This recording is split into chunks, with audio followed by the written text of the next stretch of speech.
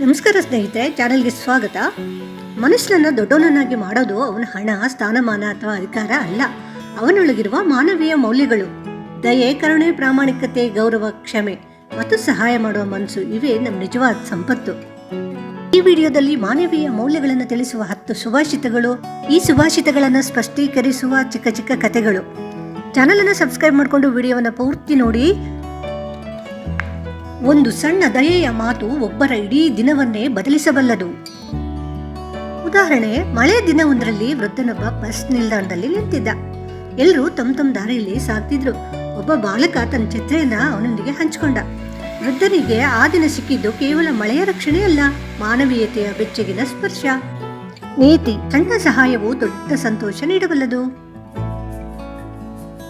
ಬೇರೆಯವರ ನೋವನ್ನು ಅರ್ಥ ಮಾಡಿಕೊಳ್ಳುವ ಹೃದಯವೇ ನಿಜವಾದ ಶ್ರೀಮಂತ ಹೃದಯ.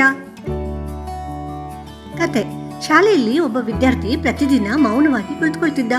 ಎಲ್ಲರೂ ಅವನನ್ನು ಅಹಂಕಾರಿ ಅಂತ ಅಂದ್ಕೊಂಡ್ರು. ಆದರೆ ಒಬ್ಬ ಸ್ನೇಹಿತ ಅವನ ಬಳಿ ಕುಳಿತು ಮಾತನಾಡಿದಾಗ ಅವನ ಕುಟುಂಬದ ಕಷ್ಟ ತಿಳಿಯಿತು. ಆ ಒಂದು ಸ್ನೇಹದ ಮಾತು ಅವನ ಮುಖದಲ್ಲಿ ಮತ್ತೆ ನಗು ಮೂಡಿಸಿತು.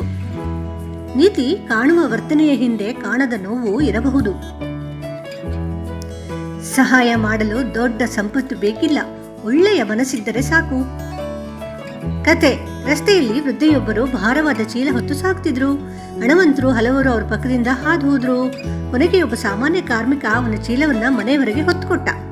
ವೃದ್ಧೆಯ ಕಣ್ಣಲ್ಲಿ ಮೂಡಿದ ಸಂತೋಷವೇ ಅವನಿಗೆ ಸಿಕ್ಕ ದೊಡ್ಡ ಬಹುಮಾನ ಆಗಿತ್ತು.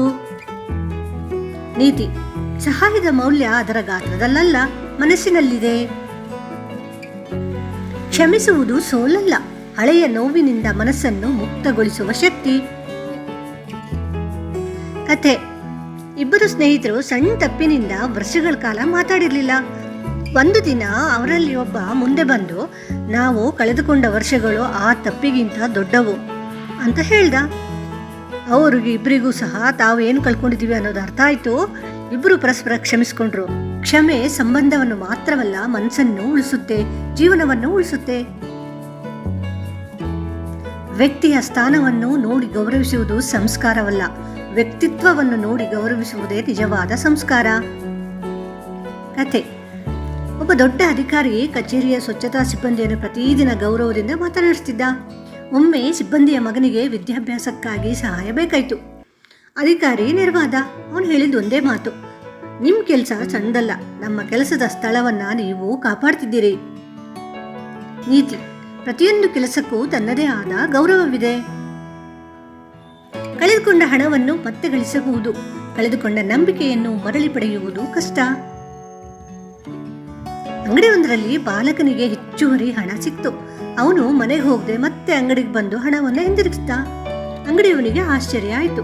ಬಾಲಕ ಹೇಳ್ದ, ಇದು ನನ್ನ ಹಣವಲ್ಲ, ಹಾಗಾಗಿ ನನ್ನದಾಗಿಸಿಕೊಳ್ಳಲು ನನಗೆ ಹಕ್ಕಿಲ್ಲ.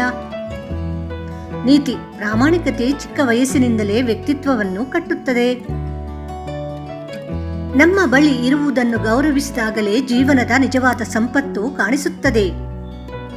ಕತೆ: ಬಡ ರೈತನೊಬ್ಬ ಪ್ರತಿದಿನ ಊಟದ ಮೊದಲು ತನ್ನ ತಟ್ಟೆಲಿದ್ದ ಅನ್ನವನ್ನ ನೋಡಿ, ಇದನ್ನು ಬೆಳೆಯಲು ಎಷ್ಟು ಕೈಗಳು ದುಡಿದಿವೆ ಎಂದು ಕೃತಜ್ಞತೆ ಸಲ್ಲಿಸುತ್ತಿದ್ದ. ಅವನ ಮನೆ ದೊಡ್ಡದಿರಲಿಲ್ಲ, ಆದರೆ ಅವನ ಮನಸ್ಸು ಯಾವಾಗಲೂ ಸಂತೋಷದಿಂದ ತುಂಬಿತ್ತು. ನೀತಿ: ಕೃತಜ್ಞತೆ ಸಾಮಾನ್ಯ ಬದುಕನ್ನು ಸುಂದರಗೊಳಿಸುತ್ತದೆ. ನಮ್ಮ ಮಾತುಗಳು ಮರೆತು ಹೋಗಬಹುದು, ಆದರೆ ನಾವು ತೋರಿಸಿದ ಮಾನವೀಯತೆ ಎಂದಿಗೂ ಮರೆಯುವುದಿಲ್ಲ.